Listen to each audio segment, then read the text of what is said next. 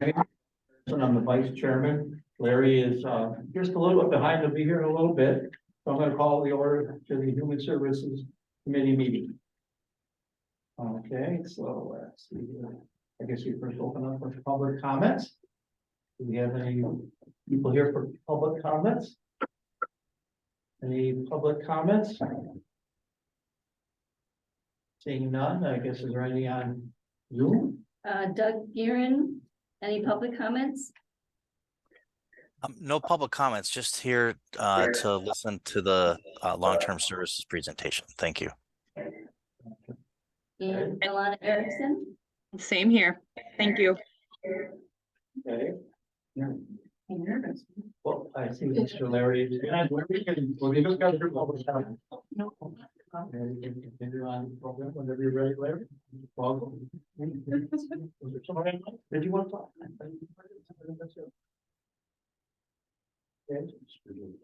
Okay, so now we're on to the long-term support program. You can sit right next to. Oh, you can't, because now Karen's here, so you gotta give that one to Karen, and I'll tell you what. Okay, you sit next to here. Do this, Karen, go up here. Both of us? Sit here. Sit here. No, you're right there, Karen. Pam, You go ahead. I love this. Do you? I do, Good. I do. This is very. Thank you. Thank you.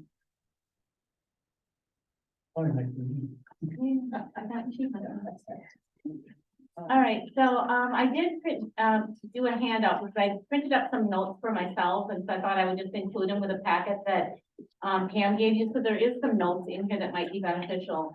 But I'm also going to highlight some of the things that are maybe a little more different about some of the programs, because some of you are quite familiar with what we offer and others maybe not. So I'm going to go chronologically. Our birth history program is contracted out through BPI.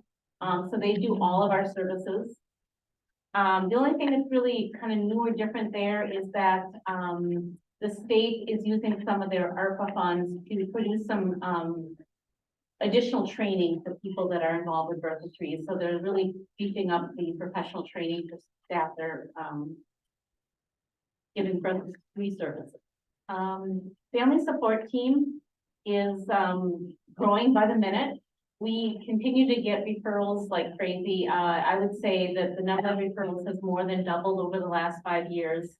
The number of children served. Our expectation, and this was as of about 2.5, 3 years ago, the state is expecting us to have a child fully enrolled in a waiver program, which is a long-term support program, within 45 days of receiving a call.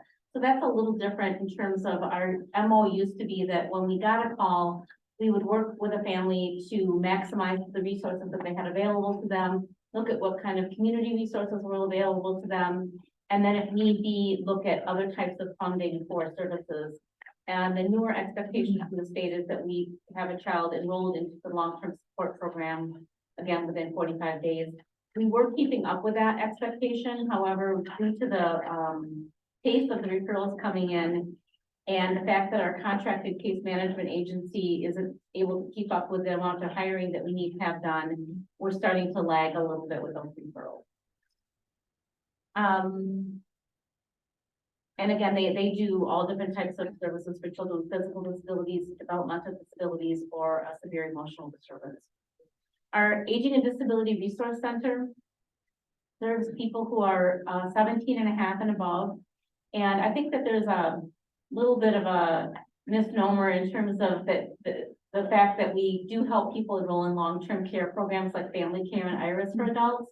We do that, but really that's only a small portion of what we do. A lot of what they provide is simply information and assistance and referrals and resources for anybody. So it could be someone who's never going to be family care eligible due to their financial situation, and they want to know how to best utilize their finances to maximize what they can purchase on their own for as long as they can.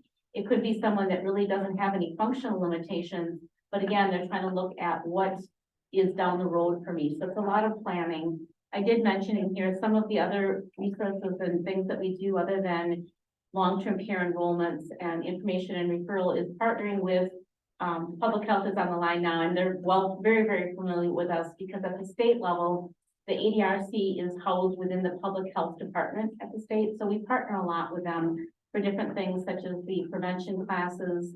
Chris has some experience helping to, as an instructor with one of our prevention classes. We do, and some of you are familiar with some of this stuff, but power of attorney. So if you want to raise your hand, you have a power of attorney, if you're comfortable saying that. If you do not. I'm going to do a little bit of a promo. Please get a power of attorney, because as I get into our adult protective services part of the presentation, we wouldn't need to do as many guardianships and protective services types of response if people had power of attorney. So that can be done at no cost to the ADRC also. Again, I don't want to read this all to you, but we do a lot of things beyond just enrolling into family care. So there's all kinds of things that people come to us at. Questions about a burial plot, questions about housing, employment, you name it. We get it because of the word resource in our title. They tend to look at us as the resource center. So we serve primarily people with physical disabilities, developmental disabilities, or people over age 60. And this is also, these are all voluntary services. Our benefit specialist program, we have 2 benefit specialists who serve people under age 60, and they do primarily Social Security applications and appeals. So at one point it was almost 3/4, and I don't know what the percentage is right now, but a lot of people who apply for Social Security are denied initially. And so a great portion of what those 2 do is to assist with the appeal process. Like, what do you need to have in place and ready to go for your appeal to help it go through easier, I guess, or maybe even a little bit quicker. Social Security's determinations for disability right now are about 9 months behind. So we have a lady who is one-legged amputee and applying for disability, and they told her 9 months before they could make a determination. Now, she's in a wheelchair permanently. I mean, it's a long delay. So these 2 ladies really help people maneuver that system. The other 2 ladies serve people age 60 and above, and that's for primarily Medicare and Medicare plans, Medicare supplemental plans. They also assist with coordinating if a person has, say, Social Security disability and Medicare, maybe some private insurance, life insurance, different types of things that they help people coordinate. I don't want to go way over your head or get into the intense detail, but they do a lot of coordination of those kind of benefits. These are also voluntary services, and the thing that I think people are surprised by is not only is there no cost, but everything that I've talked about from aging and disability resource to benefit specialist is very, very unbiased. You might see an organization like Network Health or CVS or something that is advertising assistance with signing up for a Medicare Part D plan, and that's fine for people to do that. We often get people who then come to us afterwards because they enrolled in one of Network or CVS or whatever Anthem plans that was presented to them, and it really wasn't in their financial best interest. So we have no vested interest in which plan a person enrolls in. So the advantage of going through an elderly benefit specialist is that you'll get very unbiased, straight up. If this is what your medical situation is and what your medications are, this would be financially the best plan for you. Then we have adult protective services, and that's the only service that we do that is considered not voluntary. So sometimes it's someone who's 17 and a half and they've had their parent as a guardian, and we know that due to their cognitive level that they are going to need a guardian, and their parents can become their guardian. It's not a big deal, but technically guardianships and protective placements are not voluntary services, which is why I'm always promoting power of attorney, because if you have power of attorney appointed to make decisions for you, that's your call. And at the point in time that we need to do guardianship petitions or protective placement, you don't necessarily have say in that. It's really up to us to make that decision and for a judge to make that decision. The other thing that's key about APS that I could say is, I don't know if it's different, but it's certainly increasing, is the amount of different types of abuse referrals that we receive. The highest number of, well, this is in your budget book also, but the highest number of types of abuse is elder abuse, and financial abuse and self-neglect are 2 of the highest areas of elder abuse. And those numbers continue to kind of skyrocket. with our aging demographics, it's expected that unfortunately those numbers are gonna increase. I think one thing that's notable for those of you who didn't see it in the paper is financial elder abuse cases have not typically been prosecuted because jumping back more than 10 years ago, when the police did an investigation, you've got an elderly person who's maybe has dementia or some memory loss, so they don't make very good witnesses if they can't remember who they gave what permissions to. And unfortunately, the highest amount of people who are doing elder financial abuse is a caregiver or a family member. So again, if they get really sticky, and so the police departments weren't doing a lot of charging people for those. And we had someone from our district attorney's office really kind of champion this to say, these are not only criminal acts, but a felony. And he trained all of our police departments on what this is and what to do. And so when the police department started referring to the DA's office was like, okay, we're ready for them. And so they're actually looking at prosecuting people for taking money from others. And relating back to the article in the paper, there was a situation where someone took, in total, it was over $400,000 worth of property and money from a woman. Unfortunately, she passed away before this all got resolved, but he was prosecuted recently for that, 8 out of 10 charges, for taking all of her money and putting her in a home, a nursing home without any type of assistance. So we're seeing a big increase in that kind of stuff.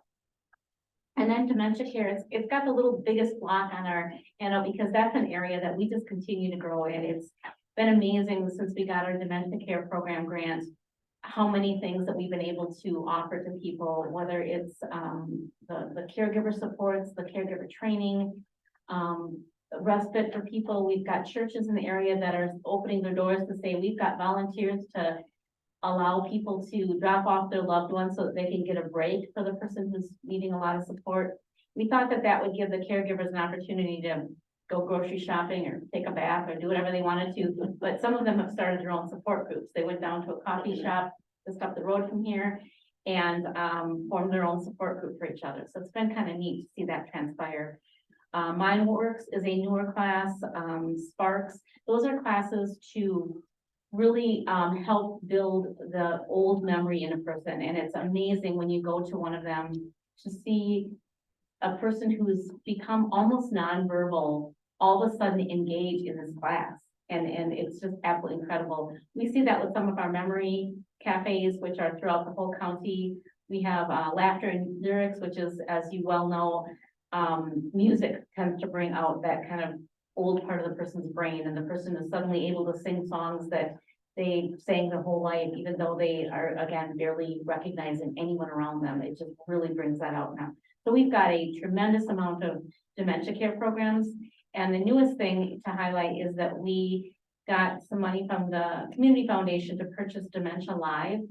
So we're going to be working with Parkview on a monthly basis to offer an opportunity for anyone to go out there. You can sign up ahead of time and experience what it's like to have dementia. So you wear goggles that are got like Vaseline on them, basically, so your vision is obscured. You wear these gloves because you're tactile, and certain things on your shoes because your tactile sensory abilities are diminished at that point. And so it's been kind of here and there throughout the region, but now we're going to have an opportunity to train Parkview staff, caregivers in the area, anyone in the community, caregivers, personal caregivers, and that will be starting in January.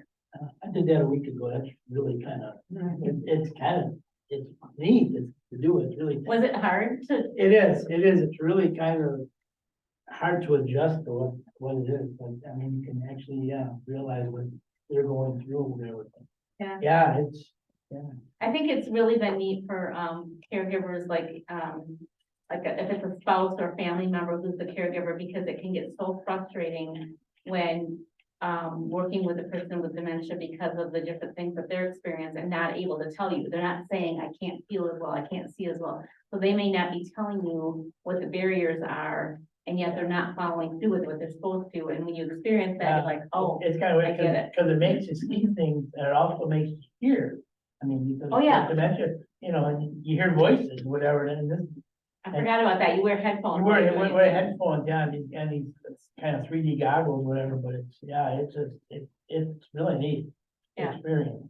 Yeah, so it'll be run by volunteers, and like I said, it was purchased through a foundation, grant, I guess. And then how do you comfort people who were not, verbal, suddenly coming out of it and having conversations? What are you doing that was not happening in their lives before? Well, again, the music is huge. So I don't know if you saw, who's the musician that sang a lot, Lady Gaga? Tony Bennett. Thank you, Tony Bennett. Where he was interviewed before the concert about what he had for breakfast that day, and he couldn't answer the question. And he got up on stage with Lady Gaga, and he was belting out songs from way back when. Music is just, it triggers Okay. a part of the brain that we don't fully understand, but there's also been a ton of research. If you look through the Alzheimer's Institute, we work with a lot out of Madison. There's a lot of research that says keeping your brain and body active will help. It won't prevent dementia, but it will help prolong, and it will also decrease the symptoms if you do have dementia. So that mind activity and body activity, some people believe that the Mediterranean diet also helps. But there's some research that is showing that there are ways to diminish, if not defer, some of the symptoms of dementia. Okay. So it's a really huge blooming area. The last little line on there about Nicole's responsibilities, because I've listed her responsibilities on here, has to do with our Older Americans Act program. So we have our aging commission that helps us with specialized transportation, home delivered meals, congregate meals, some of our caregiver support funds. So we have a lot of programs specific to people over age 60 in our county. And then the last thing that is just starting out, we recently hired Sarah, who is our health supervisor. And I want to stress, I think this was talked about here before, but I really want to stress that the health program isn't for people who are homeless. It's really a prevention program. So if you're at risk of eviction or foreclosure or some type of housing instability, that's the people that we'll be serving. We have some interviews scheduled this week that we'll be hiring health specialists, and are anticipating that program starting probably, unless things really go awry this week, January 16th is when we'll be considered open for business. That's probably new to my counterparts too. So, but that's when we think we'll be ready to go. But even in the interim, while Sarah is learning the things that are highlighted on here, she's been inundated with a lot of people who are experiencing programs.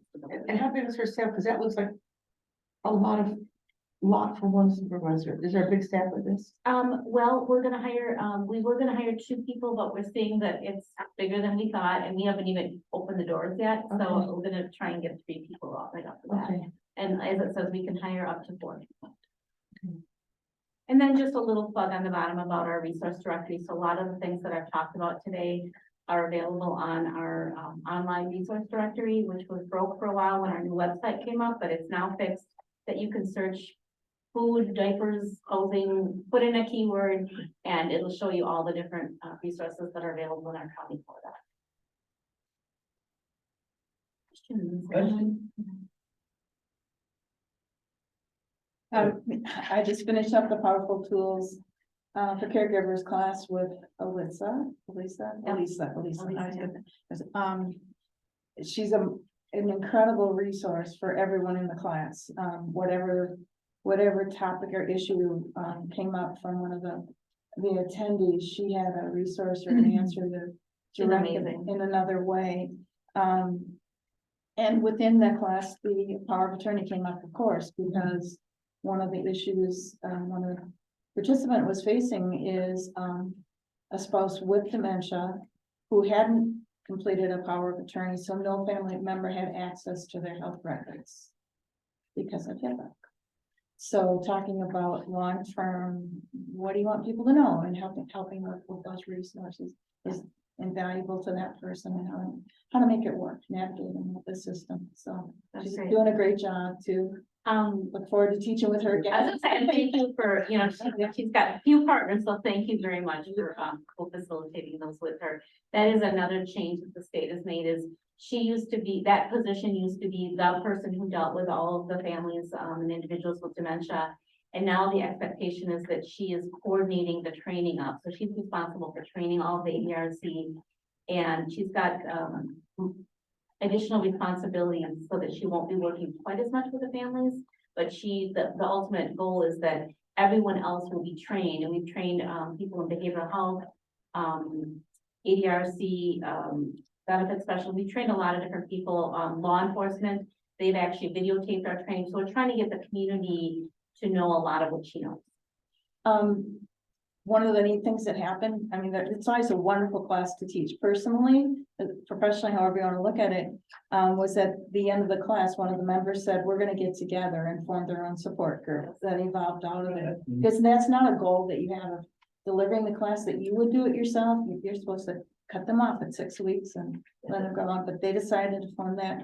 But another topic that came my way recently is fall prevention, and that falls are increasing in communities with the rescue services having to respond to more and more. So Yeah, we we're went just from, doing that work too. yeah, we went from doing that with the city of Oshkosh to the whole county. So it's hard to compare numbers because our numbers, I guess we could separate that out, but those numbers are going up. And those are interesting because some of the people have dementia, and so we're getting into the whole realm with those falls. Some of them need equipment in their homes, and public health does falls assessments in people's homes. Some just want that power of attorney because they're thinking, okay, things aren't headed in a good direction here. So our response to those falls calls are all over the place, but that's been a cool program too. And that's why I wanted to try and give you a handout so you can see there's a lot more than meets the eye to what we do. Great work. Thank you. Thank you. Any other questions, Matt? Thank you. Good job. All right, moving on then, approved minutes of the November 7th, 2022 Human Services Board meeting. So moved. Is there a second? Then moved and seconded to approve the minutes. All those in favor say aye. Aye. All those opposed? All right. Accept minutes of the November 14th, 2022 ADRC committee meeting and November 8th, 2022 Specialized Transportation Council meeting. I move to accept the minutes of the ADRC committee meeting. I'll second that. Then, for a seconded, all those in favor say aye. Aye. All those opposed? What's that? Inpatient and institutional placement staff, Bill. Okay, our typical 3 pages of graphs. First page has to do with child welfare division, juvenile corrections, top graph, and that one looks pretty stable. That represents Lincoln Hill, and that's at 1 person, which we know about. Child welfare division residential care centers is the bottom graph, and we're holding steady there at 2 people. So nothing remarkable about page 1, but I can tell you. Page 2 is page 2 are the behavioral health division hospital placements, and there in September, October, we went down a little bit from September. Which is good. Still a little higher this year than in previous years, but I expect that number is not a steady number because we never know how many people are coming in from outside our system that we need to take care of. The good news is it's not going up and up and up. So I think stability is the key there. We'll keep an eye on it, but I think for now, it's okay. The numbers are there. The behavioral health division, especially hospitals, the lower chart are the kids. And the kids there, again, the numbers are 0.2. pretty low.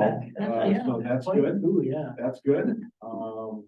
And then page 3, we're up a little bit in secure detention, but it's average of 2.2, which is not troubling at all to me. I think that's okay.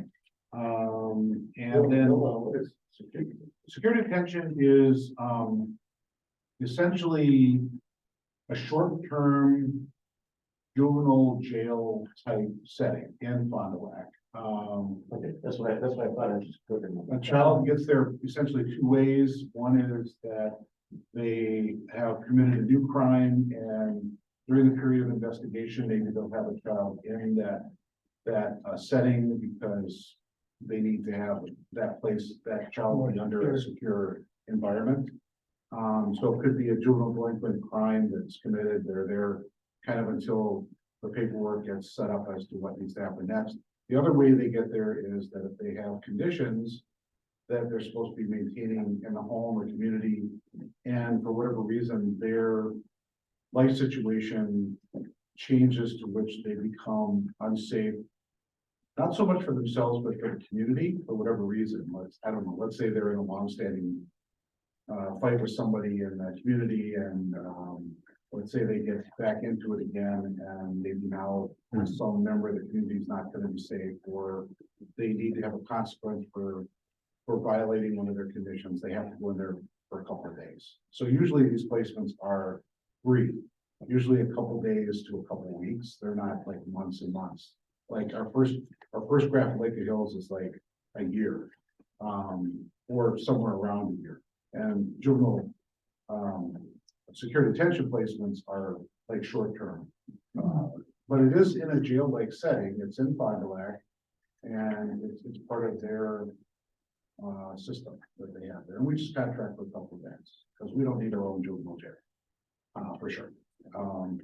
Anyway, that number is going okay. And then the last one is foster care at the bottom of page 3, and that number has been consistently going down. And if Annette were here, She's there. oh, she here. Annette, do you have any thoughts about why the number's gone down even more of late? I mean, what do you account for that? The most recent is we sent home a very big sibling group, that month, a larger sibling group, so Okay. that goes down for the specific month. The other thing though that we're doing is we're using relatives a lot, and sometimes those relatives don't count as foster care.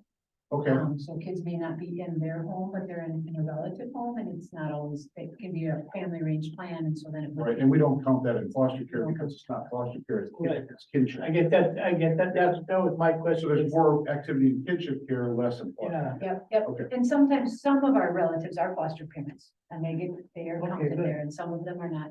The other thing is that our social workers are really, as they have been for a long time, continue to work very hard to keep kids in the home. We have a lot of great services that you guys have helped us to have, to be able to keep kids safely in their home, so that's a part too of why foster care numbers are going down.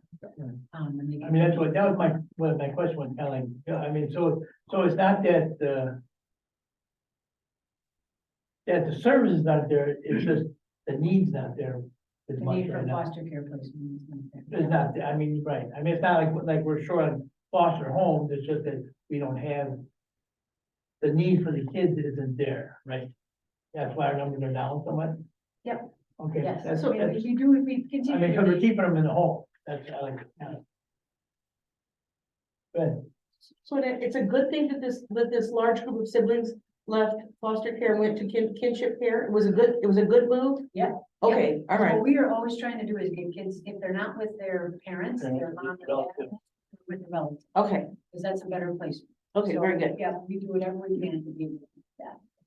And I think her explanation that it isn't that we're seeing a trend of not using foster care, it's just Right. that we've seen more activity in kinship care of late than in foster care. And certainly we would prefer the kids to be with a kin if they're available and appropriate, right? So it doesn't mean that we're not serving kids, that we're serving them in a charted way that or in a way that we don't chart that for them.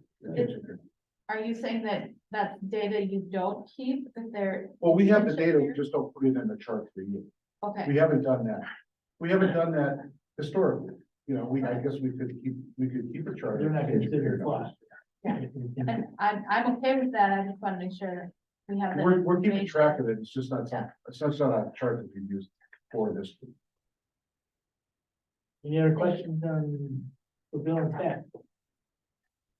Okay. See none, then go to financials again. Yeah, well, come on up here.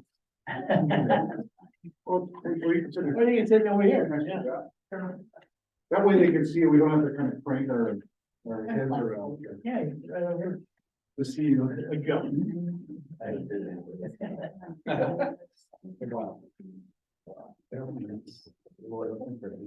Okay, so you should have a report in your packet. And on the first page, you can see bottom line, as of October financials, we're projecting about a $3.6 million surplus at year end.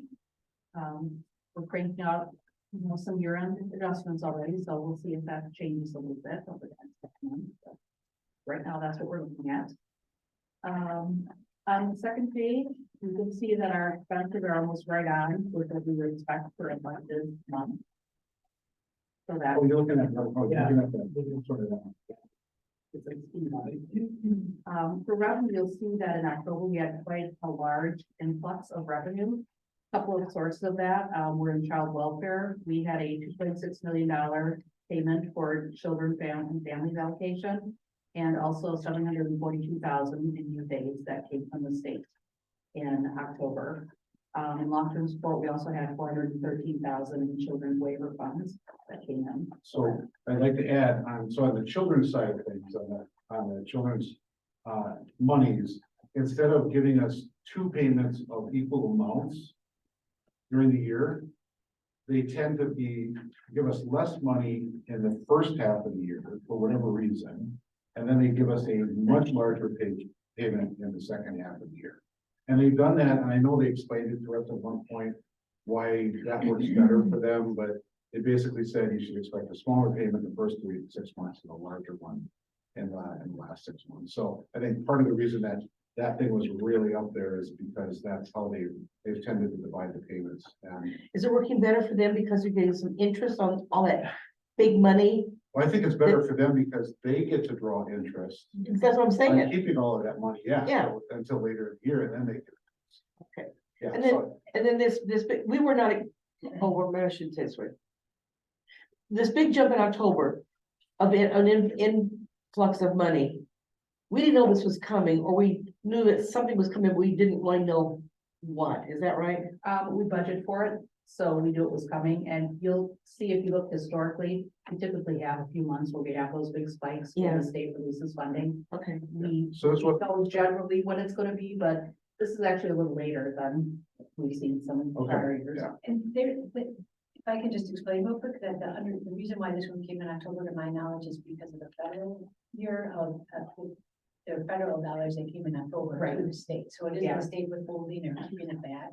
There's a specific reason why they come in January, July, sometimes in May, and in October. but to answer Karen's question, it was generally what we expected. Yes. It's just that it all comes in one large amount in a month. So when you're looking at these bars, what we'd like to see is it like being really steady and stable across 12 months, but that's not the way they tend to give us. Right, it never is, but there's always a delay. And so this October money, this is all services performed in 2022, or is some of it from 2021? Now, this money is. Okay. 2022. Okay.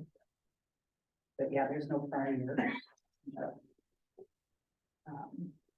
So that if you look at the composition of our projected year-end surplus, it really hasn't changed much. The bulk of the surplus is from operational savings. And then on the final page, again, it looks pretty similar to the past few months. We haven't changed too much in our budget versus projected for expenses and revenues. A couple of things to just note. The fall audit was completed recently and they had no major issues noted, so we were happy about that. The only thing they really brought up was that they would like us to document the routing of contracts, so they know who's touching the contracts and making sure that's being approved by all the appropriate people. So we're putting a system in place to do that. The other thing I just wanted to mention was that we've now received over $1 million in opioid settlement funds that have been deposited with the county. So those funds are earmarked for offsetting the costs of the Connect program. So for 2022, we're expecting that to be about 500,000. So we're working with the finance department to do that year-end true up and close out here. That's all I have for this month. So, and just going back to this first graph up here at these are the expenses at the top. What I noted about that was at the beginning of the year, expenses were running quite a bit low, as a department, and the last the last 4 months, we've been getting a lot closer to our budgeted amount, so. It's kind of telling me trend wise, I think that we're getting more back toward normal. At least in the second half of the year, more toward normal expenditure rates, Yeah, historical expenditure rates. we don't have quite the level of vacancies that we had earlier in the year. And also travel is definitely getting back to pre-pandemic. These first few months, we were still under pandemic and lockdowns, so I was thinking, Yeah. I finally went back to church, I think in April. Yep. January was a terrible month in February, and then March and April, we're still under a lot of COVID restriction, and then I think things open back after. So anyway, so I'm just kind of noting that the trend seems like we're going back to normal expense, but getting closer to normal expense rates. Yeah, the trend, if you put a trend light on, it was definitely going up. So, Any questions for Dan on financials? The question I would have is, you hear in the news now with the pandemic money and the ARPA and all the money flying around, now they're going back. It seems the federal government has started auditing, and all of a sudden now you see a lot of things come out that there's a lot of fraud, not saying that we had any, but everything had a string attached. Right. The money was given out real fast. But then now they look and find that people didn't do certain things, so you said they had an audit, so they probably checked everything, they're all clear and okay, right? yeah, the county has to have, what's called a single audit every year, and that's specific to grants. So they look at all of that type of thing. This is what they call the mid-year audit for 2022, and then the final audit will occur at the end of April, when the books are closed. I'm just concerned that you hear about it and then you find out about all the stuff behind the scenes that never knew about it. Every time you take money from somebody, you always hear someone says there's possible strings attached. And nobody really talks about those until afterwards, then, oh, by the way, you won't do this or that. That's the reason I brought it up. It's not real public, but it's not. I'd say the public sector, Ralph, to your point, in the public sector, because we have very strong financial auditing requirements, that we were like double and triple and quadruple checking. Like, can we do this for ARPA? Can we do that for ARPA? Because we were very concerned, even going back to before ARPA was the CARES Act, I believe, was the year before. And it's like, well, can we use any of the money for any of these particular things that we double and triple check?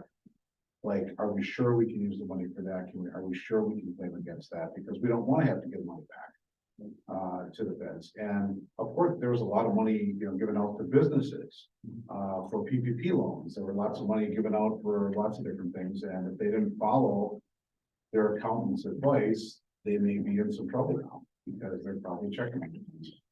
Yeah, one thing we did, I think, very well was early on when that money started to come our way, we started tracking all the expenditures right from the get-go. And that really helped us later on. We did have to report on some of that.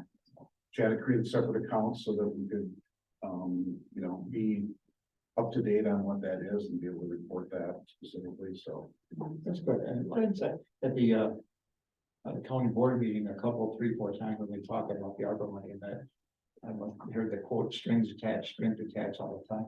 And then our friends and people talk to me about, every year we seem to get extra money from the state and federal government where they aren't sure where it is, and they get $1 million. How about those things? That's not like it's just extra money they found, they're not sure of, and they just give it to you, right? And I think I've heard before you said, you've asked them where it comes from, and everybody says, no, we don't know where it is, just take it or we give it to someone else. So is that the same area that is what we're talking about here? no, that's kind of different in the sense that it's always been the case that the state gets a lot of money from the federal government. The federal government's end of year is October, or the end of September, October 1st. And so one of the things that I surmise, this is just a surmising on my part, is that the state kind of waits and doesn't spend all of its federal money right away because it's being used for different things. It's going to all of us for whatever, but they hold some in reserve. And then it gets closer to the end of the federal year. And the feds basically tell them either allocate that money to state-related expenses or give us the money back. And my surmising is that then they have to hurry up and then divvy up what monies they have left to all of the counties because we deliver the service for the state. And then they give us additional amounts of money for child welfare, for behavioral health, for long-term support, for economic support, because they have extra cash, because they were holding it, kind of waiting to see how the federal year went. So I think that's the reason that we end up in November with surprise. Oh, by the way, here's an extra 200,000 for what you're doing here, and here's an extra 100,000 for what you're doing there. It's not that there's anything wrong with what they're doing. I just think that they've held it, kind of waiting to see how the end of the year of the federal year ends. Then they've got the money left. Now they know they got to divvy it up, and now they just send it to us in October. That's why we get it when we get it. And one of the things the auditors have deemed important is that we don't budget for some of that money, because we never know what it's gonna be. It could be 100,000 this year, next year it could be 700,000. So they don't want us to budget for it. So that contributes to some of that surplus. And that's what I've kind of talked about, if we could talk about the surplus that's created just on the accounts that we are aware of in the budget that we've created. And so there's like a surplus because maybe we didn't spend all of our money that we thought we were going to spend on, let's say, salary and fringes, because we've got some openings. That's, for me, a true budget surplus of this budget. The stuff that comes in at the end of the year, which we call budget surplus, is actually a surplus probably not related to the budget at all. It's just surplus monies that then get attached to the Human Services Department, and it all gets lumped in under what's called a budget surplus, but it was really just a surplus of monies apart from what we really had truly planned to spend or not spend. So it's like there's two different sources of this money, but yet we call the whole thing a budget surplus. And then it looks like we're not managing correctly because somehow we end up with a ton of money left over at the end of the year. Any other questions on finance? Thank you. Renee? Looking for your report. I got it. So end of year, December already, my goodness. We've been working on our holiday luncheon on Wednesdays. I hope some of you can join us. They're coming, all right, good. So hopefully we'll see some of you there. We've noticed that we're a little rusty because we haven't done this in a few years. We used to be a well-oiled machine, like, so those of us on the planning committee were like, don't we have notes from 3 years ago? Like, where's some lists on this? So we'll see. Hopefully we don't forget anything. It has been a few years. Hopefully we don't forget anything on Wednesday. So we've been working on that. End of the year also brings, it's HIPAA time. So we go through all those policies, what's been changed. Good news is, Bill happened to walk into my office that's full of policies. I'm looking through, there's gotta be something here. There's gotta be, because every year we update staff and this is what's changed. Please make sure you remove these policies. Do HIPAA things change regularly? Usually every year something changes. That Okay. makes us have to change our policies to make sure, that whatever we have on hand, that we say to staff, you must review this and be responsible for, that it's accurate. So he just happened to walk in, as my desk is a mess.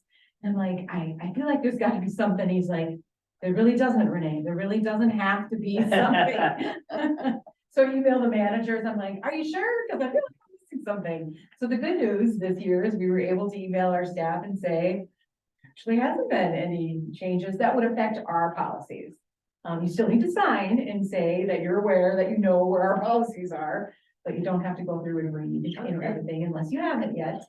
So it's just end of year stuff, it's just a good time for us to review. What do we need to change? What do we need to do differently? But the last thing that I have, and if you don't know off the top of your head, that's okay. You can always, think about it and let me know, is come next new year is time for me to put together a new presentation schedule for you for next year of topics, things you'd like to hear. Part of what we did this year, Beth wrapped up our division review. We went through all of our division overview, what we do here at Human Services for some of our new members. So if you think of organizations you'd like to hear from, I will go through our last couple of years and just see who else could we bring back or just some other things we could do for you. Let me know. Because I know when I bring it to the managers, they're always like, Oh, boy. We don't know what you want to hear about. So if there's some specific area or a specific topic, you can certainly email us about what that might be. We can also ask people from the community to present. We're kind of careful when we ask our vendors to come in. We want to make sure that they present information to you, not that it's a solicitation, because it's not supposed to be a solicitation. Otherwise, we'd have to give that opportunity for every vendor that we have. So if there's something like specific about the service area that you're interested in knowing about, and we make sure that they, don't couple that with a solicitation, just, tell us about an area that maybe is new that we would like to hear about, something that's happening. For instance, I use the example of the warming shelter in Oshkosh. The warming shelter is in the process of building a new building right now. They serve about 25 people a night at their current location. They're gonna hopefully be ready to go in April. If you'd like to hear from the director of the warming shelter about how that progress is coming, we could get that person here. Her name is Molly. We could get Molly here to do something like that. We just have to make sure that we don't couple it with a solicitation. So something like that, is fine too. If you want to hear from external people, we can try to make that happen. If you want to hear more about our internal services, we can do that too. So just send us something if you think of it. Otherwise, we'll just probably, what we typically do is ask each division to, what would you like to highlight, for your month, so that they know that it's coming, and they'll just do that on their own. Yeah, and even if I will put a tentative schedule together, but even if you think of something in April, like, oh, and you hear something, could you get them on the schedule? I'm happy to, adjust. We want it to be helpful for you. Okay, that's all I have. Is the warming shelter a different entity than that's at, is it St. Pete's? That is the warming shelter. That uses St. Pete's as its location. And that's under the county? No, it is not. It's an external partner in the sense that we provide some minimal level of financial support. And then will it be under the county? Is what? That won't be. No, won't get Us, no. No, but how that got connected is the county did a neighborhood investment fund grant. And as part of that, there were a whole bunch of different entities that are part of that grant. They're not part of the county, but they were able to get in on the funding that the county basically sent in the application for. And one of it was to build the new warming shelter building was part of it. There's some other funding for disabled folks through, is it pronounced Covey? Covey. There's solutions recovery, kind of a AODA, what do they call it? It's like a peer run kind of recovery for AODA. Solutions is adding on some more space to accommodate people who are, wanting that service. So the county doesn't run any of those things, but the county's application included a bunch of those projects. Yeah. And our only piece is the health program. That would be interesting for us to go through all the ones that they, $33 million. Okay. Was we did 10 million. They'll be kind of, we hear progress of it. We keep talking about, we were supposed to get updates from the county board, which we haven't, but it'd be nice for us because it's kind of through you guys a little bit, Sure. So it'd be nice to know about all those that we gave that money to, and how they're coming and how it's going. We probably should take one at a time. I'm just gonna suggest we take one at a time, not invite all of them at once, because each one will probably want 15 minutes. I'm sorry, I didn't mean to do that. Give me a vote. But we gave them lots of money. So I think it's right. We can find out what they. Yeah. Sure. Connecting with us and how that. And if you do things with human trafficking, can you? Yeah, I'm gonna defer to Annette on that. Annette. Yeah. What about human trafficking? Yeah. We do things with you and What would you for that? If so, what? Yeah, so we have an internal work group, inside people that, engage, we mainly address, child human trafficking, not adult.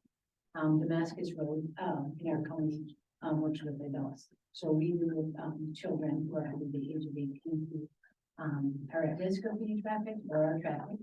If we get information that they are being trafficked, that comes through our child protection access team, it's a CPS report, then we investigate and provide services.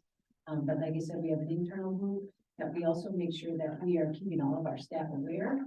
And we have people on that group from behavioral health and long-term support, isn't just child welfare. To make sure that we're staying in tune with what we should look for and how we should serve this population. We also are part of a community-wide work group. It's called the UIE, I'm trying to remember exactly. Ending Youth Exploitation is what that stands for. That's Winnebago County's group to address child sex trafficking, child human trafficking. We likely will be joining with Allegheny County because it's just a regional effort and we use each other's services. So we're going to be moving towards the near term. But we certainly do our best to assist that population. It can be a tough population at times because we can't place kids like in a foster home or in protective custody. Those kinds of things, that's not something that we have authority to do. We cannot do that. We cannot do that. We can, unless their parents are doing that for them, unless their parents are involved in it, we aren't able to place them in protective custody. So we just really try to work with that parent, to help the parent and supporting that group to keep them as safe as we can. I think I would be interested if you're looking, for, I understand the two biggest things that impact child sex trafficking is EAA and, believe it or not, Life Fest. And I would like to know what we are doing, to deal with the children who are being exploited, especially during those two big events. And I can tell you right now, and we'll have a better presentation, but that Reach Counseling is actively involved in those events. Okay. To be available and to provide services and support. Our Winnebago County Sheriff's Department, they are all trained and they do an exceptional job related to those events to be able to respond to anything that they know about, hear about, or to be real proactive and preventive. Okay. Thank you. Anything else for Renee? I don't know if you come up with anyone. All right, and Bill, director Okay. report. Well, first I want to go back to just explain a little bit more about the holiday luncheon, because we have people here who have very experienced that. Typically, it's held on the second Wednesday in December, from 11 to 1. And basically, the purpose of the event is basically to, first of all, honor and thank our employees for being our employees and helping us through the year and doing such a great job. And I don't remember when it was established, even before I got here, which has been 15 years. So it's been going on for quite a while. We didn't do it the last 2 years because of COVID. We're reinstituting it as Renee said, this Wednesday. And your role, if you'd like to have a role at all, is basically just come from 11 to 1. You can get lunch.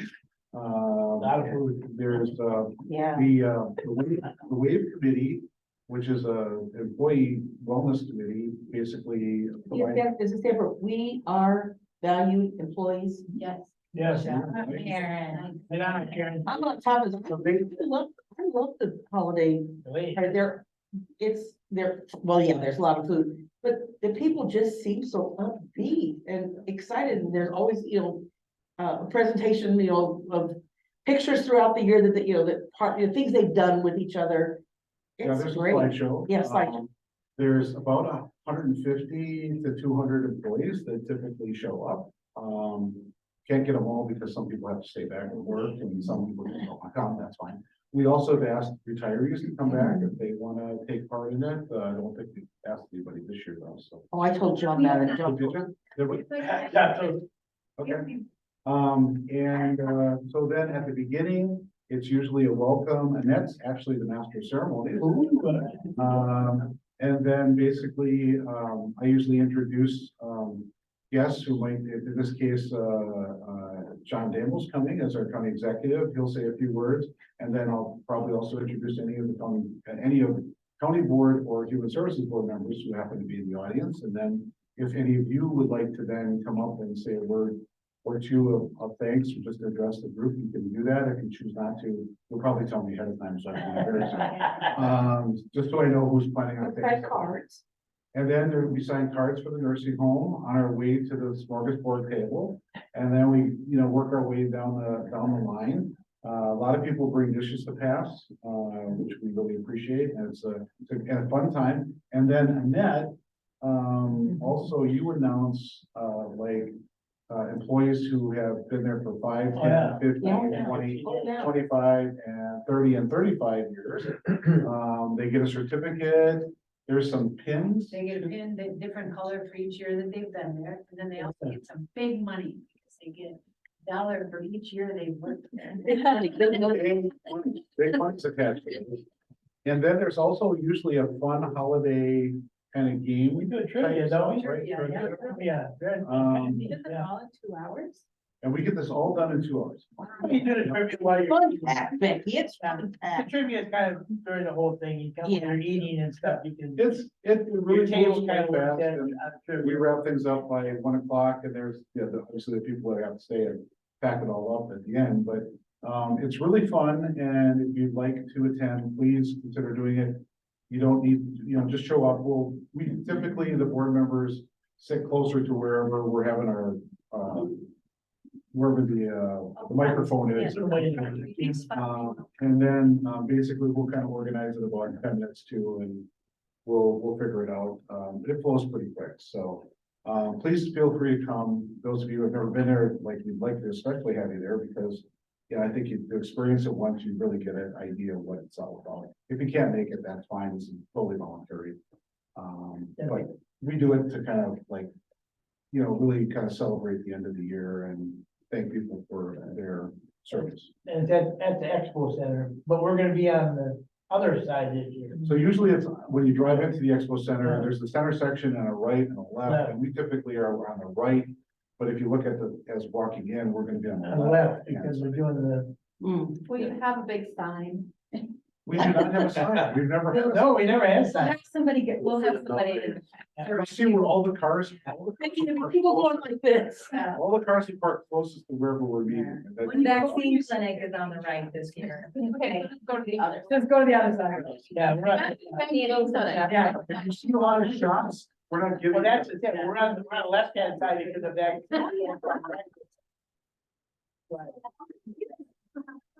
Okay, so some other things, we just finished, the, WICSA, Wisconsin County Human Services Association Fall event. It was a 2-day conference with a pre-conference day, at Stevens Point. Larry was able to attend. I was there, Renee was there. Basically, we've fallen out of the habit of that too, because for 2 years, WICSA didn't have live events. They just had Zoom events, and so now we're back to doing that live. Next spring, the first week of May, will be a 3-day event in Elkhart Lake at the Ostop. You guys are all certain, we'll tell you when it is exactly, and we'll get you signed up if you want to go. It's a 3-day conference, so you meet other board members from other counties. I think that's probably would be a really big draw for all of you, is because you get to meet your counterparts from across the state and share stories. And usually we have some pretty good breakout sessions and whatever. This time we had some breakout sessions. Usually the secretaries of both DCF, Department of Children and Families, and Department of Health Services, either they speak directly or they have one of their deputy staff do that. So it was nice. We had presentations on those. But the big thing is, our director is now the president of WICSA. So the presidency works basically, that you become vice president for 2 years, you kind of learn the ropes of being president, and then you become president for 2 years. And you don't have to what's the word, get voted in separately for president and vice president. You just get voted in once for vice president, then you become president. Well, 2 years ago, I ran for the vice presidency and I lost. And then the person who was vice president a couple months ago resigned from her directorship in Dane County. And so therefore she couldn't be vice president anymore. So we had a special election for vice president, so I was elected vice president for 2 months, and then I'll be president for the next 2 years. So, no pressure. But basically, we do have an executive director at our association, and probably over the next 2 years, one of my big agenda items for the next 2 years is to try to figure out who's really gonna be pushing things at which, is it really gonna be the president from now on, or is it gonna be our executive director? And I think that the executive director really makes more sense because they're a person that's hired by us. Like I'm hired to be the director of the department, all of you provide policy and direction, budget, that sort of thing, and Larry's the chair. So I kind of think that WIXA similarly, even though we've had a president, vice president, we probably aren't going forward going to be in the role of directing the association as to what it should be doing. I think it's going to be the executive director, and that I will have a role more of making sure that our policy is in line, and that all of our directors are kind of in line with what we want to do with the organization. One of our big roles, and I will tell you, this is kind of leads up to my third point. One of our big roles as an association is to advocate to Madison for what we need in the department. So what we need in terms of monies in the biennial budget, which of course is coming up. The governor will be releasing his biennial budget. I think it's in February, is typically when he releases the budget. Then the legislature takes his budget and either cares about what he had to say or throws it in the trash can, but one of those two things will happen. And then the Joint Finance Committee will do their version of the budget. And then at the end of that, then the governor will either accept it or veto parts of said budget. And somewhere along the line, about the end of June, we should have a biennial budget for the next 2 years for the state. And so what's really important is what's in it for counties. And that's the question. And so there are two opportunities for us to have input with the legislature about what we want in human services. So one of them is at the end of January, and it's at the legislative session of WCA. And I'll get you the date for that. And that's a time when WCA, Wisconsin County Association, which all of you are part of as board members, or at least the county board members are part of. That's a time when WCA can say what it wants in terms of what it wants for the biennial budget. And human services topic, especially mental health and crisis services, are going to be their primary focus this year of WCA. That's the end of January. So one potential day that we could go to Madison would be the end of January and potentially talk to legislators about human services stuff because it's WCA's prime objective. The other date is in April, and again, we'll get you the April date, and that's called Human Services Day at the Capitol. And we have historically taken a van of interested board members who want to go down for the day, and we get like a briefing in the first couple hours in April, and then the last half of the day we go around and we see all of our legislators as a group, and we talk to them about what our asks are for the biennial budget. So we've got two opportunities coming up here in the new year to do that, and we'll make sure you guys are aware of what those dates are, and if you want to go, we can get a van together, and usually I drive, or in the past I think Mary Frederickson is also driven, so Renee might want to drive. We need two vans because we can only fit so many people in one van. But we can go down and to Madison and spend the day down there and do a little advocacy if you want to do that. So those two things are coming up. May is our WIXA regional, our WIXA spring conference, and also I have been asked.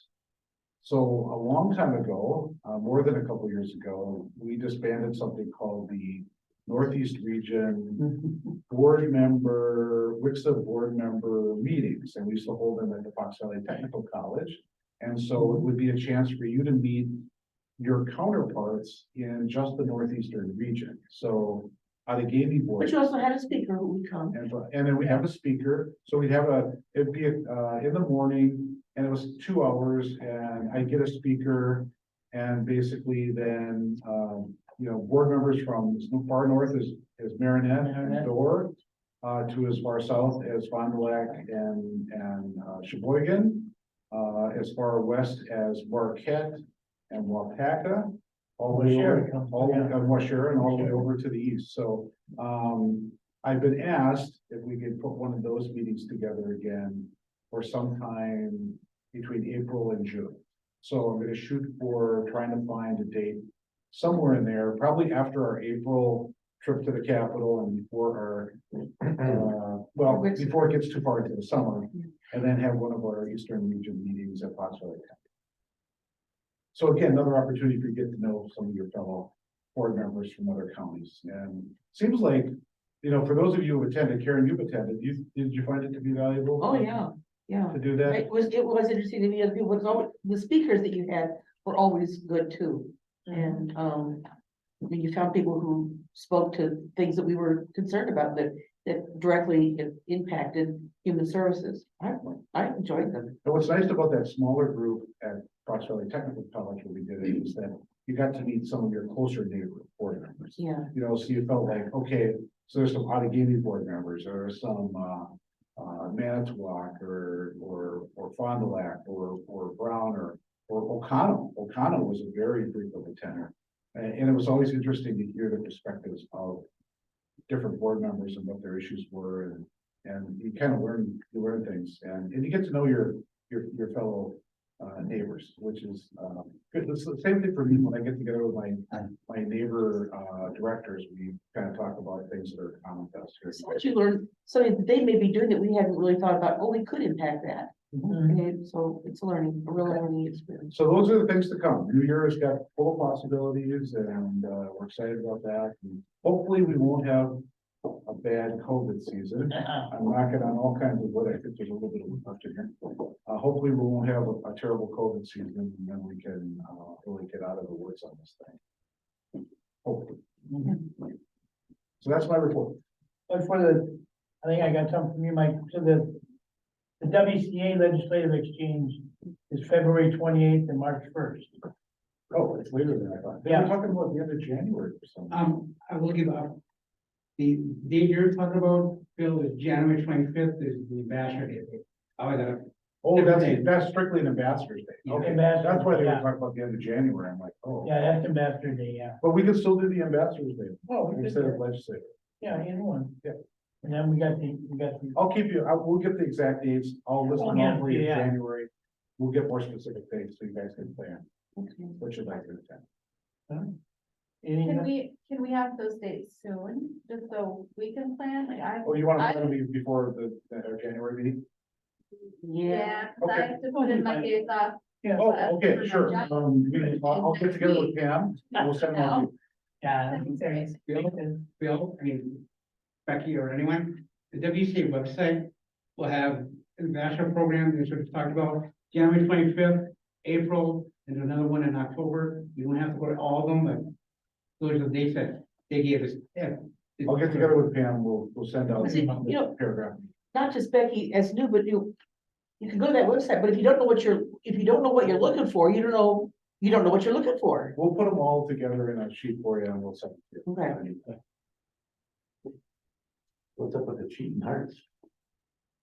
Did they buy the building? Yeah. Oh, no, the bar. Oh, so the county board, they don't. We did not buy the bar, we bought the building right next to it. So yes, the county board approved the sale. I'm in conversations right now with Mary Ann Muller because they sent over a sale agreement. We've talked with them about a closing before the end of the year. They talked about what agency they want to use for the title company, because everything's kind of done now.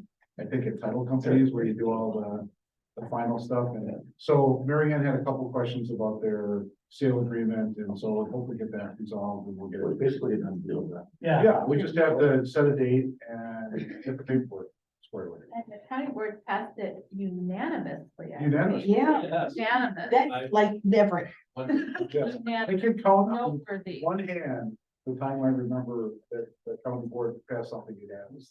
Me too now. Could have to start a second hand. Yeah.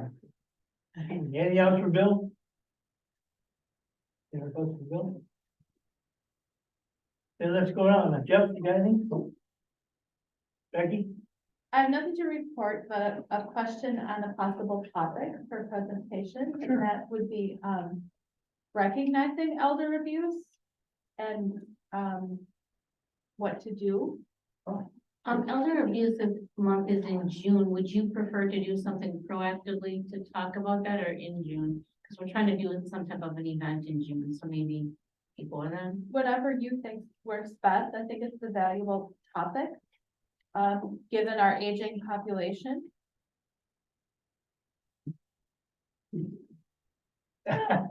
We'll talk. June 10th is National Elder Abuse Awareness Month. That's why I brought it. Okay. Oh, okay. Anything else? No, thank you. Rachel? Harold? The ADRC, management staff is working very hard on trying to fill vacancies on the ADRC committee. I'm having a little strike. That's it. Karen? One question and one announcement. Since we're already talking about things in June, and this may be for Beth. Are we gonna have wheelchair wash again this year? And number two, will we try to have one as besides having one like in downtown Oshkosh, farther north in the county? Because we've done that before. So this is just putting it out there. I don't need an answer right now.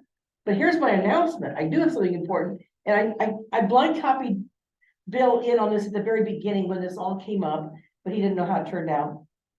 I sit on a national board in my church, in my denomination, that does do grants for educational materials. And I received a request from the chaplain at Lincoln Hills Copper Lake wanting money to purchase Bibles. I find the Bible because I couldn't picture it.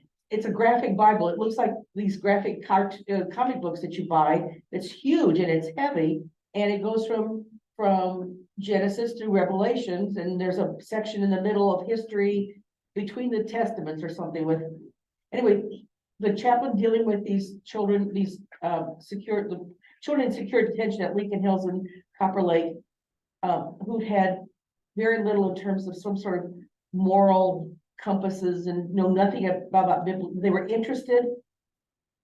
So she wrote a grant to my board. So she was able to get, they haven't come yet, but she's able to get 36 Bibles they're called the Epic Bible, for the kids. Well, after all that, I remembered Supervisor Horan talking about some board she sat on that also had books. So she was trying to get some books for 4-H. So I contacted her and she said, we'd be very interested in this. So it's an additional 65 books coming from that. So I'm just so excited that there's going to be the availability of Bibles, and our intention is that they would not leave them but if the children if those children, as they're either leaving to go home or leaving to go to adult detention, that they could take their Bibles with them. So I'm really excited about this, that we have that many Bibles going up to Lincoln Hills, Copper Lake. That's my announcement. Very cool. I know. Let's just hope we have that many takers. So, I little team on that.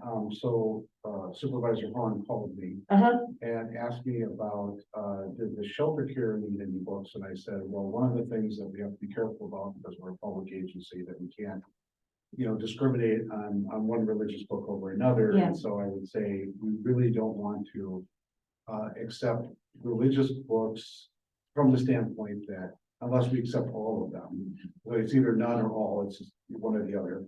And she goes, well, I wasn't talking about religious books. I was talking about just, teenage appropriate, novels, and I said, so, we would, if she had a donation, if they wanted to make a donation to the shelter care, we would accept those. And so she said she was going to be giving back to her group, and they would discuss that, and they would try to get together with a specialist in teenage literature, what's the latest, and then try to figure out what what books they would purchase. What's the latest in YA? Yeah. Yeah, or whatever topic, but it would be teenage relevant literature. And so I said, well, when you have it, please let me know, and then we can make sure, we'll just look through and make sure that we can accept them, and then, you know, we'll provide that to you. So she said she would be working on that for the shelter care, which I said, thank you, and very much appreciate that, and we'll accept that donation, and again, along with, you know, a few caveats, and but that was great, because I think she, in that discussion, for some reason thought about the shelter. Yeah, yeah. Well, the chaplain knew that she could not request, you know, the kids were requesting some kind of Bible that they could understand. And she knew that she couldn't request these through government means, which is why she came to this church, this national church, group to see what kind of, you know, to write a grant for that. And, yeah, so the kids were excited about being able to receive these. Eh? That's it for me. Well, Well, I got a list of them. I was gonna mention the shelter, because I thought that was pretty cool, and was unanimous that they did that. I was second, yeah, it was really. Second, I had the opportunity this week to Winnebago County Safe Streets Drug Court presentation. It was amazing. I got in there at 15 minutes early, and I was the only one in there, and I go, oh, you know, and then the place was packed. There was standing room only. There was 5 graduates, which was really great. You had to bring a lot of Kleenex because there's a lot of tearjerkers about all the stuff. And each one went through theirs, and they had a couple of sponsors that spoke for them. That was the greatest thing I ever saw. If anyone ever didn't have an opportunity, that was a great thing to go through. It was worth seeing everything else. The only thing that came up for me just after, and I wasn't criticizing, I thought it was 100% great, is that I felt bad that the people that were up there, The graduates? the graduates, there are 5 of them, and I'm not naming who, there are 5, but their parents had issues in the past, and the drug thing. And the only thing that came to me is they were talking real hard about their kids and their family and how close they are to their family. The only thing that went to me is that, you know, mom and grandma had issues. Now their daughters had issues. And I was thinking, what can we do to go out and because the kids are probably pretty close to being in that same atmosphere, you know, I mean, but that was the only thing I got out, and the kids, everyone was, I mean, it was a tearjerker. I don't care, from the district attorney to the judges to the participants. It was the greatest thing I ever saw. So if anyone ever really wanted to support them, be part, that would be a great thing to go to. It was well worth it. I didn't know at the time, but and I had to leave, but it was almost 3 hours because there were so many different stories, and it was really heartwarming to see what the program is really doing. neat program, yeah. Because my son had trouble 20 years ago, and I remember going into court over and over again, and Judge, why do you keep finding him? Put him in jail. He's not learning a thing. Can't you put him in a program? And they can't. They couldn't do anything in that. And I think it was Judge Wold came up with it in 2006 or 2005. And it was a good program because you have another choice if you want to straighten yourself up. And there's a lot of people there support. I mean, I just can't say enough about that. Really changed my mind about the whole programs or anything that we're doing. That there's a lot that people need to get out there and find out what is really going on to help people. Don't listen to your neighbor or friend or what somebody thinks is going on. You got to see it to really believe it. So I mean, that was really well worth it. So I really appreciate that. We can share future graduations with you. There aren't usually 5, there's like usually 1 or 2, so it wouldn't be as long, but you know, it was. I'm glad it went because I was gonna go, but we were in the point. Yeah, we were. I don't know where the number stopped, but it was like, I think it was 189 graduates, right? Or 189 graduates they had. That's huge when you think about how many people straighten their lives out, got a job, got going, and I think it's connected to connect. Okay, so I'm learning a lot. So yeah, I didn't know. So I mean, that's why I think all of us, we should always get out there and learn, because a lot. One of those cool things we do that people don't really get to. It's hard to see our work. You know, it's not something you really get to see. And I know it's hard as a supervisor to get out there and, you know, you got jobs and everything going on, but I've been trying to go to every month or 2 a month. And unfortunately, there's not a lot of people there except for the committee, but God, you learn so much. And or some people should be on Zoom to learn it because there's a lot going on that you have no idea, that's really warm and good, that we need to talk about more than picking in negative stuff. All right. Thank you. Yeah. Sorry. Yeah, it's what. The one I got is, and kind of go on off of Bill on this, conference that, him and I and Renee went to, and I think it was excellent. I wish that we would have had more of us gone to it, like Bill said, we always have the secretaries or deputy secretaries of the DHS and family services there or whatever. But the thing is that I liked is they had a circuit court judge from Milwaukee, Derek Mosley, which he was excellent. I wish they only gave him an hour, and I wish they would have had more than an hour, because he did a subject on unconscious bias, and it was knowing what you don't know, and it was kind of like how society out there, I look at it, brainwashed us over the years or whatever, where everything that we perceive is white is good, black is bad. And even the media, how the media has corrupted our thoughts on things or whatever. He showed some news clippings, and there was one news clipping of 3 young men who went to a prominent university, and they were charged with burglary. But of course, in the paper, they had these 3 boys, but they're all in ties and their university, apparel and whatever. And then next to it, they had 3 colored people, guys that were charged for same thing, burglary, but they were in mugshot. And they said, but that's how society, perceives us. There was another one where an officer was charged with killing, shooting and killing a citizen, and he was in his police blues. Then they had another one, a couple of black people for burglary, but they put their mugshot. And it's kind of like how society has kind of, I look at it, brainwashed us on how we do it. And it was great. I wish that they would have given him more time, but that was. I was impressed with him as well, and our training committee is actually meets very soon, and so I don't know if you caught that he mentioned he's retiring soon. Yeah. So I was gonna see if we can get him to come. It would be great, yeah. But we have his presentation that he did for the child welfare. Oh, do you really? Conference that's on video. I mean, we have a recording of it, about an hour and 15, hour and a half that we could share. He said it's always the exact. Yeah.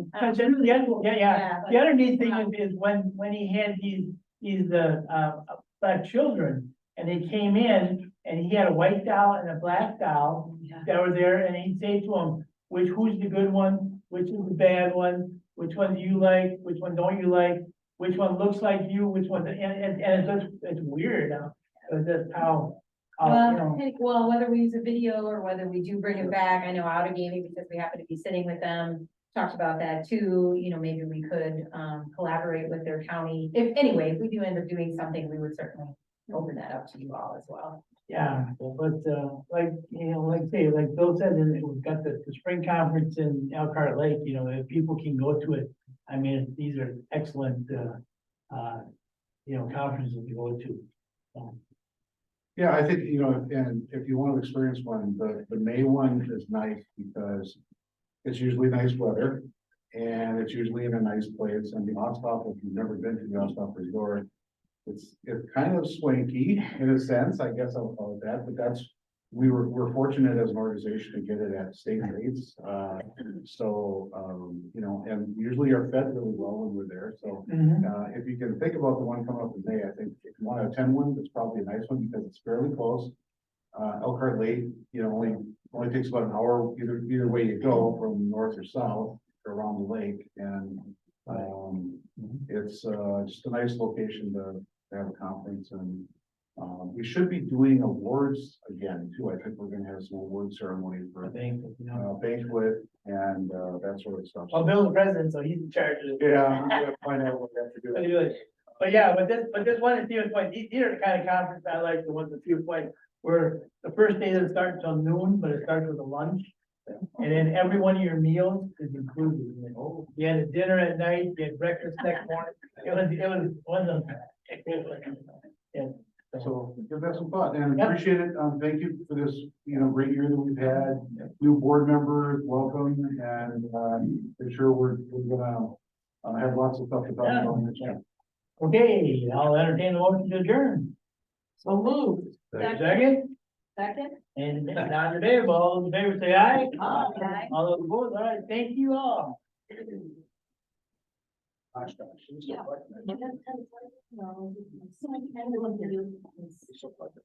Yeah, and I get rid of this one, so if you don't, or can't, or don't want whatever, donate, sign the contract, which